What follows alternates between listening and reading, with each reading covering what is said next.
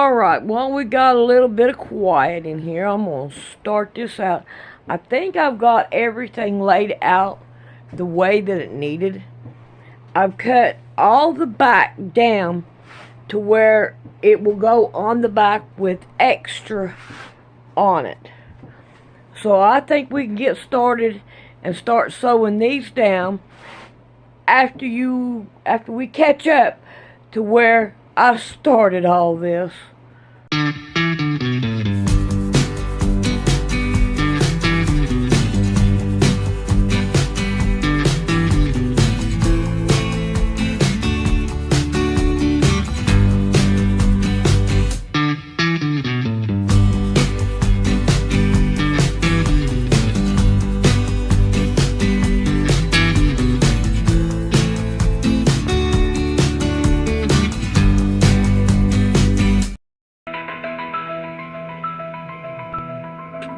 If you've got this gut-wrenching feeling that something big is about to happen, there's a reason. And it has everything to do with what is now being disclosed to the general public. Bombshell UFO report is expected in June from the U.S. government. Meantime, UFO sightings in New York have nearly doubled since the pandemic began, and we are getting new video from the Navy showing pyramid-shaped objects flying in the sky. We were warned by the late Wernher von Braun in the years leading up to his death in 1977 that there were going to be a certain number of cards played on humanity, all leading to a culminating event. Now everything Wernher von Braun warned us about has come true, except for what he called the final card that they were going to play on us, and it has everything to do with UFOs. The strategy that Wernher von Braun taught me was that first the Russians are going to be considered to be the enemy. In fact, when I met him in '74, they were the enemy. Then terrorists would be identified, and that was soon to follow. We heard a lot about terrorism. Then we were going to identify third world country crazies. We now call them nations of concern. But he said that would be the third enemy against whom we would be needing to build space-based weapons. And the next enemy was asteroids. This new one you're tracking, how big? It's what we call a global killer. Nothing would survive, not even bacteria. An asteroid some scientists call a city killer came closer to Earth than the moon this week. The scary thing is that scientists had no idea it was coming. Now at this point, he kind of chuckled the first time he said it. Asteroids, against asteroids, we're going to build space-based weapons. So it was funny then.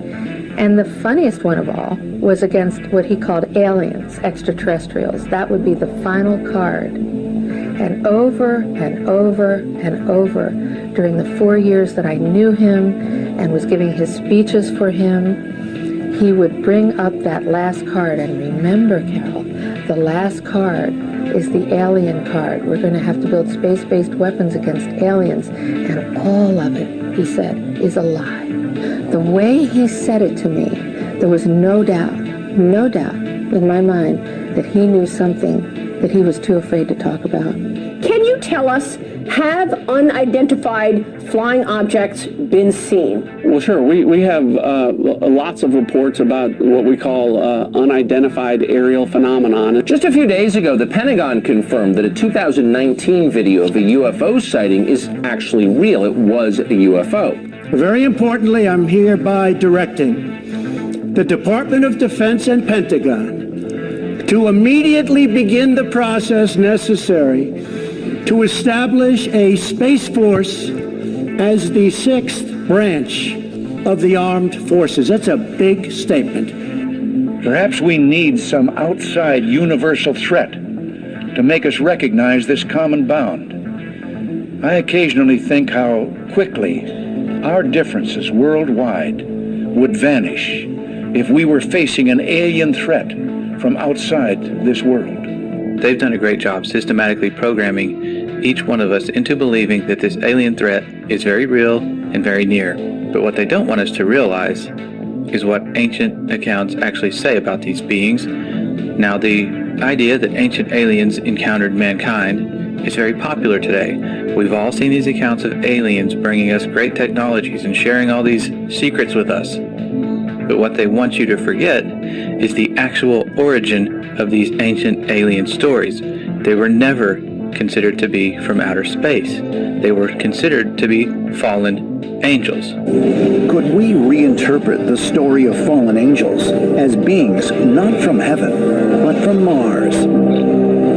Accounts dating back thousands of years depict an angelic race of people coming down and sharing their technologies and their ideas with mankind, even producing offspring. But they want us to forget that and replace it with this idea of ancient aliens from space. And they have to, because that's the only way this deception is going to work, is if we don't understand what's going on. Now, if we look back at the origin of the modern alien abduction era, we'll see that it has a very demonic undertone. And look at this character right here, Aleister Crowley. He's out there in January through March of 1918 doing a series of magical experiments called the Emelantra Workings, in which he is said to have opened a portal to another dimension, allowing an entity, I believe a demon, named Lamb to enter through it. Now, this is the drawing that he made in 1918 of this character that he apparently had some interaction with. You know, if you look at this picture, it's curiously similar to something we might call an alien gray today in pop culture. So, you know, it doesn't take a whole lot of research on this character to realize he was into some really, really dark stuff. So why did I bring this up? This is, 1918 time frame. Well, you have this character who is very much a part of the early space program, Jack Parsons, who was basically a disciple, practically an heir apparent to Crowley and all of his activities. Well, supposedly, Crowley's portal was further enlarged by Jet Propulsion Laboratory founder and rocket fuel scientist Jack Parsons. Okay, this is the guy who was one of the founding members of JPL. It was a big part of NASA and the space program. And he's out there with Scientology and Dianetics founder L. Ron Hubbard in March of 1946 at a location that later became known as Area 51. They're doing all kinds of ceremonial sex magic. And they called it the Babylon Working, and it's very similar to the Emelantra Working, based on ceremonial sex magic. But unlike Crowley, however, they were not as adept at opening and closing portals, and theirs apparently stayed open, and the modern UFO era began 1 year later in 1947, the same year Crowley died. So, this is all going on about the same time you've got Admiral Byrd going down there for Operation High Jump. And a decade later, we got the founding of NASA, and these are the characters, okay? Freemasons, Nazis, and occultists creating the space program. What we're thinking of as aliens are they're extra-dimensional beings that an earlier precursor of the space program made contact with. They are not what they claim to be. They have infiltrated a lot of aspects of the military establishment, particularly the Area 51. I remember the conversation very well. This is a person I respected tremendously, very, very senior person. He told me, he said, "Lou, I want you to stop doing this." I said, "Okay, sir, I certainly can, but may I ask why?" And he says, "Well, we already know what it is." Now, at that moment, I honestly thought maybe it was our own technology. I was running up against some super uber secret sap, and they were telling me to stop. And I said, "Okay, sir, so it's ours?" And he said, "No, that's not what I'm saying." And he said, he asked me point blank, "Have you read your Bible lately?" And I wasn't quite sure where he was going with that. And I said, "Well, sir, I think I know what it says. Where are you going with this?" And he said, "Well, then you would know that these things are demonic, and we should not be pursuing them." Yeah. And he wasn't kidding. That's exactly how he felt. So this is a Pentagon. This is a Department of Defense official saying, "Stop looking at UFOs because they're demonic." Correct. Before we can actually fully appreciate just how big this deception is going to be, we have to uncover the underlying deception, the one that puts this whole thing to rest. We all grew up believing the story that we were told, that Earth is just a speck of dust in an infinite universe, that there are other Earth-like galaxies out there and planets far, far away, and aliens could come visit us one day. But think back to the origin of that reality. It was told to us by people that we know and trust. Our teachers, our parents, everything we saw on television supported this narrative. But what if we were actually at the center of the universe in a very unique place? And that brings us back to what every ancient cosmology understood about the skies that they were seeing above. They were not told what to believe.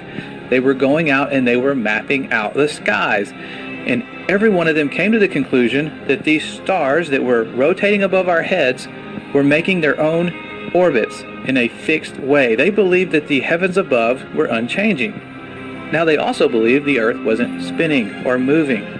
They believed it to be perfectly still. And if we go back to the Genesis accounts, we start to see that they had this idea that there was a vast solid covering known as the firmament. It was the second day of creation. That's when it was made. The entire second day was spent making this solid covering, and that's where the stars were said to be placed. And other ancient cosmologies outside the Bible had the same understanding that the stars were fixed and they would all continue to make the same predictable paths for thousands and thousands of years. Many of their ancient structures were built specifically to line up with constellations. And thousands of years later, here we are seeing these same structures line up with the constellations they lined up with when they were built. They were using the sky as this great timepiece above to keep track of the days, the weeks, the months, the years, and that's how they understood things to work, that the earth was relatively flat, stationary, with a fixed, solid covering. Okay, now we were all taught in school that Christopher Columbus sailed in this big circle, and that proved once and for all that we live on a globe. But ancient maps, even after Columbus sailed his big circle, still showed that the earth was flat and stationary, with Antarctica being the edge. And what we all considered as settled science, that hundreds of years we've just known that the earth was a ball in infinite space, it was a highly debated issue until very recent history. And they were actually teaching the earth was flat in schools as recently as the 1920s. We were just talking and I asked you what shape the earth is, and what did you say? What were you taught in school in elementary school? I was taught in school that the earth was flat. And the first person to ever venture far enough up to see what the earth looked like was a guy named Auguste Piccard. Most of us have never heard of this person because when he made it to the stratosphere, he said he saw what appeared to be a flat disk with an upturned edge. Now, after Auguste Piccard ventured to the stratosphere, we have the U.S. Air Force showing us the stars from space for the very first time. And when you look at what they showed us, what they actually saw, you begin to understand why the moon landing never had stars in the background, why they're not showing us stars from space anymore, because it's very difficult to pull this off. The sky is deep black. Because you can see the stars. Oh, yeah. You know, and pretty much all the time you can see the stars. The sky, of course, was black. The heavens are 10 times as bright, stars 10 times as numerous. And we cannot see stars. The thing about Carl Sagan, billions of stars, there really are billions and billions of stars, and you can see them. It's an unfathomable blackness, with a texture you feel like you could stick your hand into. And that's when things start to get weird, because people have gone back and looked at declassified documents that for some reason keep mentioning a flat, non-rotating Earth. Over and over again, it's in their flight plans, it's in all their working models. This flat, stationary Earth repetitively keeps showing up. If it doesn't exist, there'd be absolutely no reason to base all of your science on it. Something else shows up. In the 50s, in Russia, they had documents describing the firmament. It's a long fly ball going back, and the ball shatters the sky, bringing the ocean itself down into the stadium. Oh, Simpson just broke this dream to reality wide open. And we take for granted our entire view of the universe hinges upon the Apollo moon missions. It was actually the first time we ever saw our planet as a whole, and somebody confirmed to us what we're being taught is actually real. We found a very unique reel of footage. And you want me to see this while you have me on camera? Well, and to tell us what it is. An old reel received by mistake. It contains the raw or unedited footage of the crew of Apollo 11, Michael Collins, Edwin Aldrin Jr., and Neil Armstrong, staging part of their mission for nearly an hour. I think when you see the footage, you'll see that it's very extraordinary, one of a kind, behind the scenes footage. Yeah. Well, if it is, why do you have access to something that no one else has seen before? Serendipity, I guess. Though the federal government would have you believe that this is a view of Earth from a distance out of the spacecraft's window as it nears the moon, it is not. What they have ingeniously done is placed the camera at the back of the spacecraft and centered the lens on a circular window in the foreground. Turn the camera on, please. As they perfected the shot, a crescent-shaped piece of black material was inset slightly into the window to create the illusion of the Earth's terminator line dividing night and day. It is uncannily convincing. If you show this publicly, you're open for a lawsuit. Here is the diffused work light that they used to see camera controls, but not throw light onto the spacecraft's wall. Finally, the iris is opened up, and you can see the real location of the camera and the very bright and near Earth out the window. You're talking to the wrong guy. Why don't you talk to the administrator at NASA? We're passengers. We're guys going on a flight. Now maybe we could say they faked the moon landings, but what about every single space agency after this? We're putting our trust in people to be honest and show us exactly what they're seeing. They would have no reason to lie about going to space, being on a space station, but that's where things start to get even weirder because we're catching them making big mistakes. They're having CGI glitches, their wire harnesses are not working correctly. If you do enough searching, you will find clip after clip of NASA fails. These people messing up in the middle of what's supposed to be a live feed because even with the best technology, things screw up. So many times during spacewalks outside the International Space Station, we can see air bubbles rising up. Can you touch on how there are air bubbles in space? Can you be more specific? Air bubbles? So yeah, like a lot of times during the footage, the NASA footage, you can see bubbles coming up out of the helmets or kind of from underneath you. How do you explain bubbles in space? Yeah, I'm not sure exactly what you're talking about. Now, sometimes you get water in the helmet, and it's either from sweat or from the cooling garments. And in some of my spacewalks, I had like water in the helmet, not like I was going to drown in the helmet, but just little bits of water, probably came from sweat. Often on the outside of the space station, you'll liberate little pieces of, it's a really harsh environment out there, and the outside of the space station gets beat up pretty good. And sometimes, you'll see just little flecks of paint or something that you might have disrupted floating away from the suit. And, that's generally what that is. I've never seen any kind of air bubble anywhere. Yeah.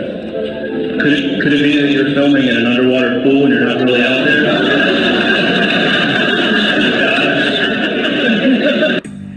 Now, you and I could put this whole thing to rest ourselves by going to space. Civilians could go to space. They've been promising us this for years. We can just take a rocket and go to space, right? They are working on it as we speak. In a year's time, in the last few months. Early next year, very few months. Sometime next year. By the end of the year, we should be taking members of the public into space. By the mid-2030s. By 2020. Early in the next decade. Before 2023. And by 2025. Most certainly in our lifetime. That's 2024. We should have a permanently occupied human base on the moon and send people to Mars. It's going to grow old if we don't start flying next year. We'll return Americans to the moon for the first time since 1972, if you can believe that. With our hopes of ever going to space continually burning to the ground, we're left with no other option but to take the pictures of Earth that NASA gives us. I don't want to fool you here. Last month, for the first time since 1972, NASA released the Blue Marble. A single snapshot of the Earth taken from outer space. NASA's Rob Simon made this, and it had wide appeal too. For example, it ended up as the default background on the iPhone. I didn't even know until I bought an iPhone and turned it on and kind of did a little happy dance. Simon's job is... It's primarily taking data and making pictures out of it. That's what this is, a composite of data sets from several different instruments translated into a picture. A single snapshot of the Earth taken from outer space. To us, the really cool thing was the data set. Up until that point, there was no realistic color map of the globe anywhere. There's artistry to creating the world. What I imagine it to be. Unfortunately, I'm not an astronaut. I've never been to space. But I've looked at these images over and over again, trying to sort of get the essence of it. It is photoshopped, but it has to be. The only time we ever see curvature from any high-altitude balloons or anything that was sent up, it's created using a fisheye wide-angle lens effect. We saw this during the Red Bull jump. Anytime they send up something on television, you're going to see this curved horizon, but it's the result of this wide-angle lens. If you send up a non-fisheye lens to the highest height, no matter how high you go, the horizon always rises to your eye level, and it's always perfectly flat. We could also go to satellite footage. After all, aren't there thousands of satellites orbiting the Earth right now? One would think. And yes, there are in fact satellites being sent up year after year. There have been for decades. The only problem is these satellites are launched on balloons, and they have been falling down all over the world. For a Michigan couple, when a satellite crash landed in their backyard, and their reaction? Priceless. Never know what's going to happen. This baby fell out of the sky and landed in our yard. We had a problem here. Forget it, Bart. It's so bright out you can't see anything in the sky except the Fox satellite. Now this brings us to our second method of proof. If we can't go to space, we could simply sail anywhere towards Antarctica, towards the southern hemisphere, and eventually we're going to hit the edge of the known universe, the firmament, or whatever's out there. Could there be more land? We don't know. But we could go prove for ourselves by circumnavigating north to south. The only problem is no one's allowed to do this. The Antarctic Treaty prevents it. You can take a guided tour. They'll take you to a fake South Pole and tell you, okay, this is where it is. But independent exploration is prohibited. It's guarded heavily by the military. You can't just go to Antarctica and check it out for yourself. Antarctica has effectively been off limits since December of 1959, and this was signed into law and agreed upon by over 50 countries. That should raise a little bit of concern. Why would an icy continent be off limits?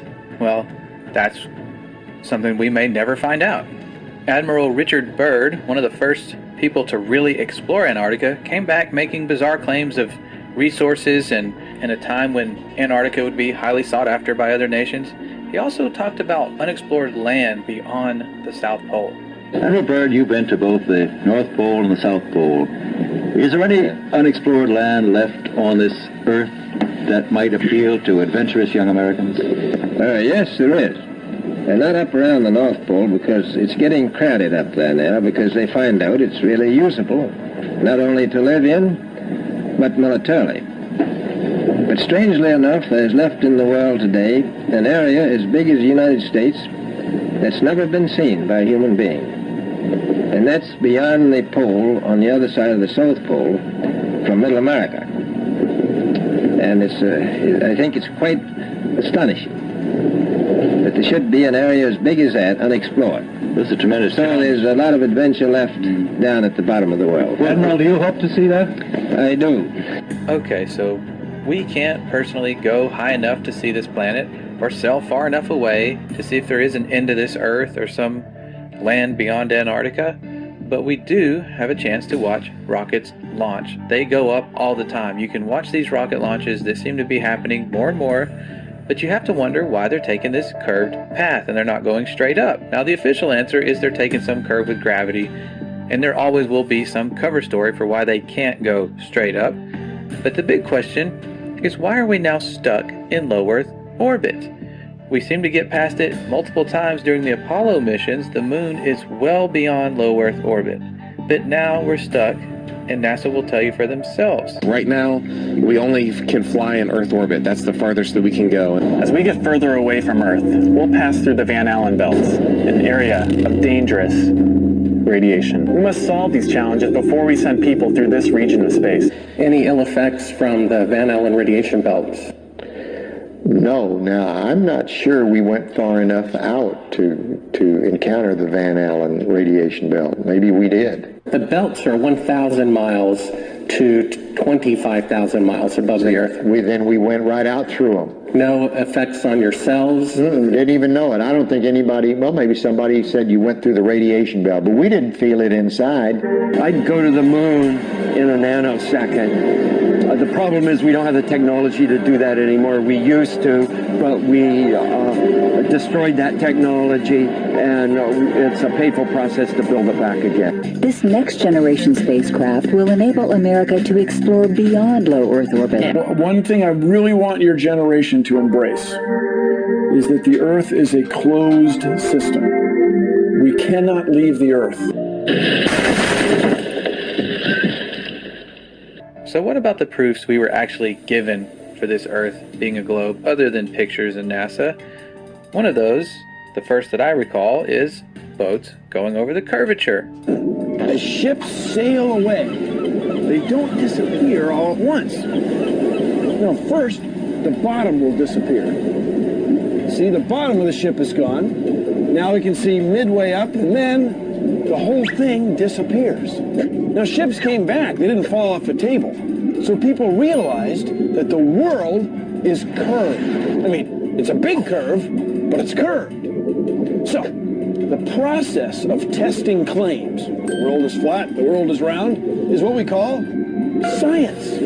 Now, if you have a claim that can't be tested, that's what we call pseudoscience. The difference between pseudoscience and regular science is whether or not you can test it. The flat Earth, well, that didn't stand up to tests. The round Earth did. Extraordinary claims require extraordinary proof. The world is round. Now this seems legit. Boats do appear to disappear bottom up and go over a curvature at a pretty relatively short distance, which would make sense if the Earth is indeed a ball. The only problem with this theory is when you take a high zoom camera, a telescope, or something with high zoom capabilities, you can bring back a boat that has appeared to vanish. All right, we have optical limits to how far we can see certain objects. Not to mention atmospheric lensing. Your atmosphere will act like a lens.